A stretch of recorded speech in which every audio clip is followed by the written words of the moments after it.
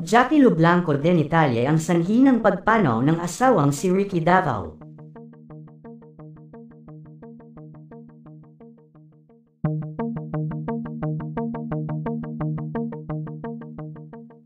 Marami ang nabigla sa balita patungkol sa aktor na si Frederick Charles Caboles Davao, na mas kilala bilang Ricky Davao, ay pumanaw na nitong Huwebes, May 1 sa edad na 63.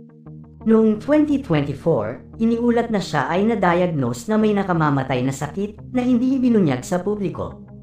Matatandaan nito lamang December 2024 ay isiniwalat nga ni Christy Ferman sa kanyang YouTube vlog ang nakakalungkot na pinagdadaanan ni Ricky sa pakikipaglaban nito sa kanyang kalusugan. Ayon kay Christy, nakarating sa akin ang balita na may pinagdadaanan ang magaling na aktor at direktor na si Ricky Davao, ngunit pinili niyang hindi isiwalat ang eksaktong detalye hinggil sa kondisyon ng aktor. Dahil mas makakabuti umanong ang pamilya nito ang magsabi. Dagdag pa noon ni Christy na ang tanging hiling lamang ng pamilya ni Ricky ay ang mga panalangin para sa agarang pagaling nito.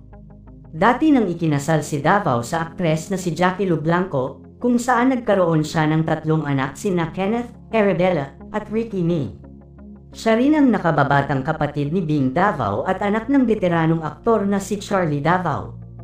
Huli siyang napanood bilang bahagi ng cast ng musical show na Silver Lining Redux.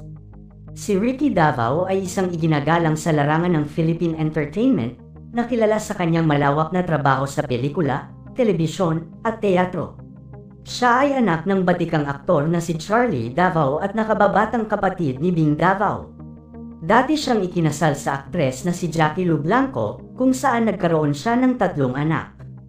Sa ngayon, wala pang kumpirmadong impormasyon sa publiko hinggil sa sanhi ng pagkamatay ng Filipino aktor at director na si Ricky Davao.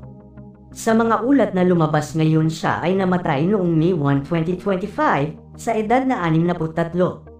Bumuhos naman ang pakikiramay mula sa publiko at maging sa mga nakatrabaho ng batikang aktor at naging kaibigan ng aktor sa showbiz industry.